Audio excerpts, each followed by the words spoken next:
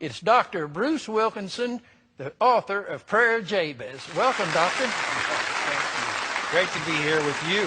Happy birthday. My goodness. Well, you made it very happy. And, Doctor, you know, it's when you look at the way the Lord has used you, the one thread that runs through is that your life has been dedicated to being a catalyst for changing lives through the proclamation of biblical truths. And as a writer, you've written 60 books, published in 20 different languages. The Prayer of Jabez has probably been, just like it has changed my life, it's changed the lives of millions of people throughout the world. The Secrets Divine, the Breakthrough series. But not only as an author, as a teacher and preacher, you've spent a lifetime teaching teachers and preachers how to teach and preach better. And that's had such a positive effect throughout the world. And now, just as a public speaker, you've blessed, you've preached to 800,000 men at Promise Keepers rallies. You've conducted leadership conferences around the world with heads of You know more states. about my life than I know well, about that's my because life. I've known you as a close and personal. I've had a close and personal relationship through your DVD curriculums for the past 20 years. So many questions to ask, but let's start with Prayer of Jabez. I wonder, do we have the Prayer of Jabez that we can roll, and you can tell us that prayer and just give us the background on when you started praying and what happened and how you wrote it? Yes, I was in graduate school in Dallas, Texas, and the chaplain came and spoke one day when I was a freshman, and he spoke on this man named Jabez from the Old Testament. I'd never heard of Jabez, and he spoke about the verse in 1 Chronicles chapter 4, verse 9, where it says, "And Jabez was more honorable than his brethren." And he turned to all of us in the chapel and he said, you know, wouldn't it be something that if someday God would say about you that you were more honorable than your brethren? In God's mind, you stood out. And he challenged us to be men and women like that. And for some reason, it so touched my heart. He connected with me that I skipped going to coffee afterwards and went to the library and said to the Lord as I walked across the campus, Lord, I'm not that way today, but if you could change me so that someday you would feel that way toward me, that would bring me great joy. So I thought I would go to the library and take out all these big books as a freshman to find out what was the secret of this man who was more honorable. How did he get that way? And I got them all down. There was nobody else in the library. Everybody was at coffee break. And I started looking, and there was nothing else in the Bible about Jabez. And I was so frustrated. And I was actually complaining, saying to the Lord, how come you're not giving me more help about this? And I looked at the next verse, which was this prayer. And that was all that was there. And I had this funny thought. That's how it happened. I said, well, why don't I just pray the prayer that he prayed? And so I kind of bowed my head a little bit. I didn't have it memorized, so I was going to read it and started, Dear God, please bless me.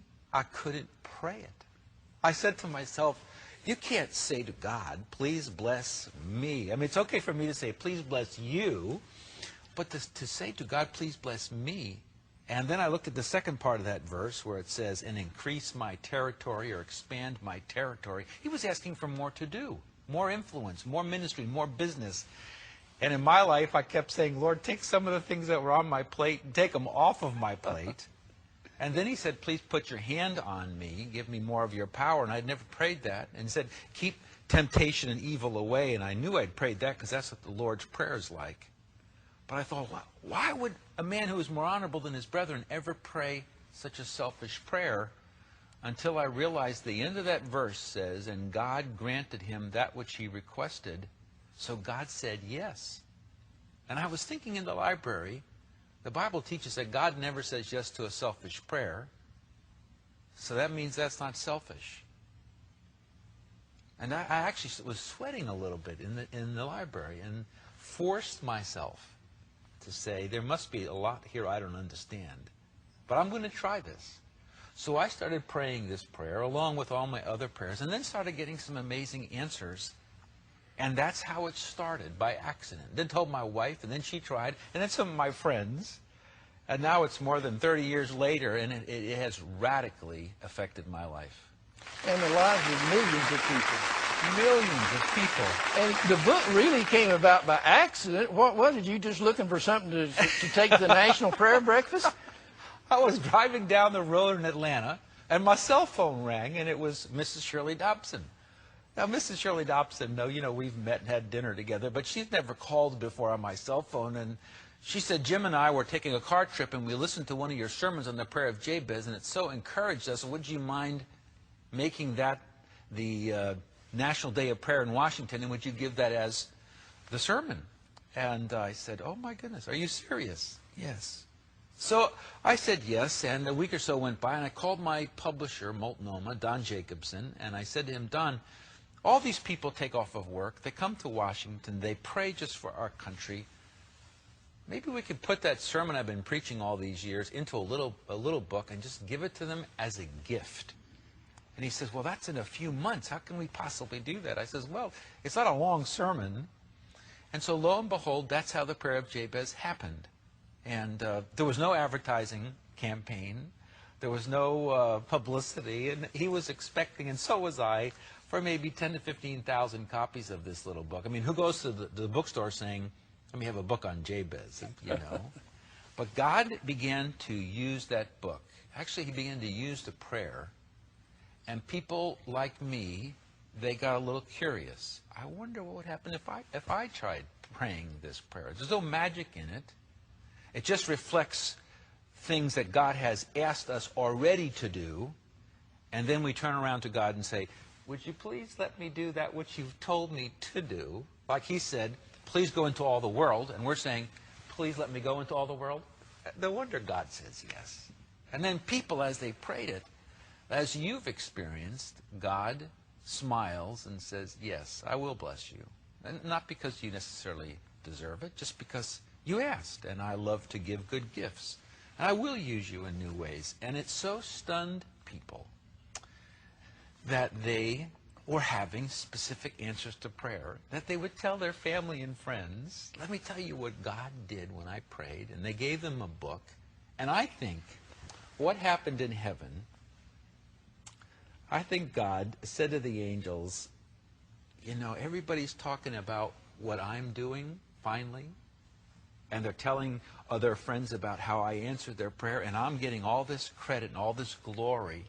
I think God turned around to the angels and said, why don't you market the book?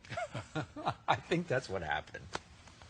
And it was the fastest book to ever get on the New York Times best-selling list, and it's gone out into a secular market. Yes. And all over the world. And how many? Probably 20 languages it's been published in. Yeah, and over 30 now. And through all these years, the testimonies that you've heard from people, what a blessing that must be to you, and what an encouragement that is. And would you have a couple of testimonies that you can think of that just to really explain what this book has meant to people?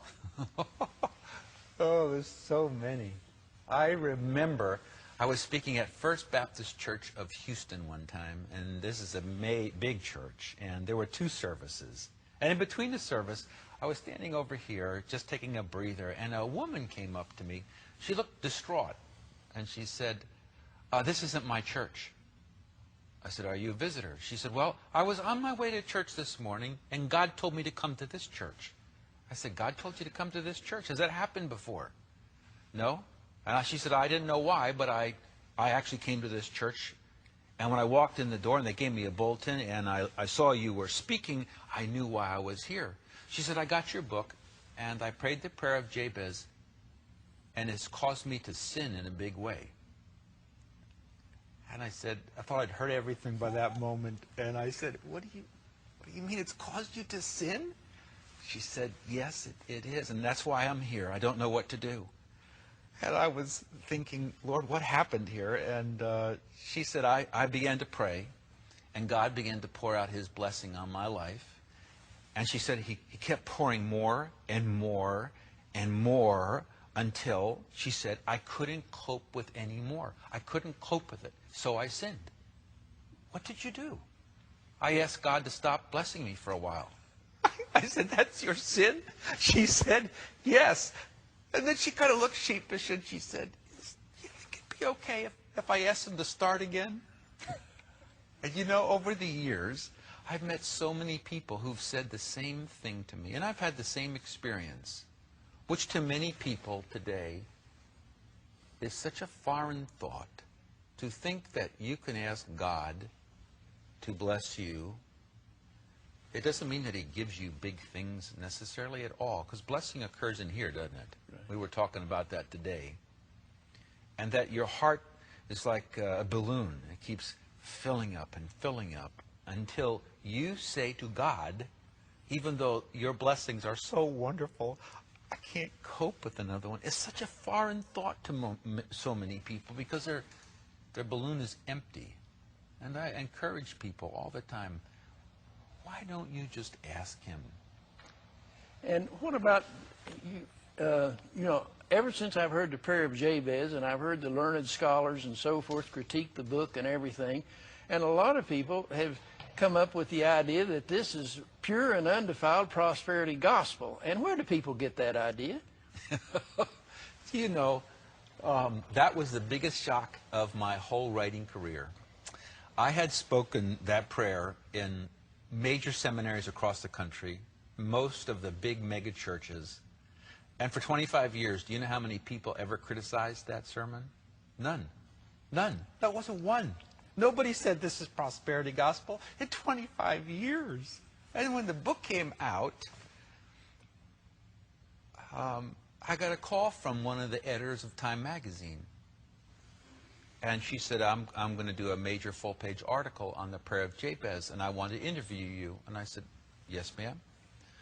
So she asked me, why is this book outselling everything that there is? And I said, because it is causing people to pray, and God is answering them in wonderful ways, and they're so excited they want to share it with their friends. Yeah, but what's the real reason that it's selling? And I said it to her again, and she didn't accept that. She said, it's this get-rich scheme, isn't it? I said, wait a minute. In the book, I actually say it's nothing to do with getting rich. Because many of the people that you and I know that are very rich are anything but blessed.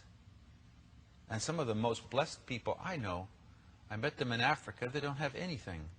I said, blessing of God may be something external, but unless it changes your heart and your heart becomes joyful, you're not really blessed. Well, at the end of that interview, I said to her, how about you try an experiment? How about you pray the prayer of Jabez for 30 days in a row? And at the end of the 30 days, you write an article. And if nothing happened, make that your headline. I prayed the prayer of Jabez to God for 30 days, and it didn't work. But if it does, and you get answers to prayer, you're going to have to write them. I said, will you do this? Nope.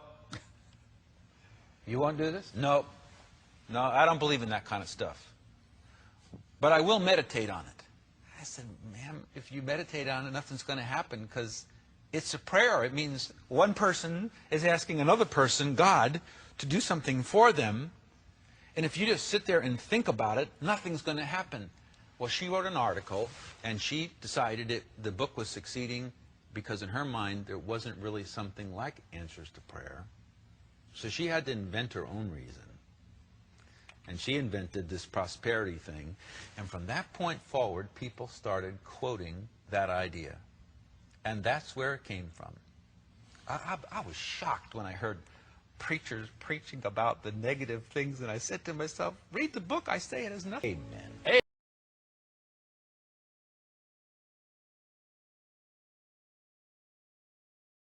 Amen, and thank you so much.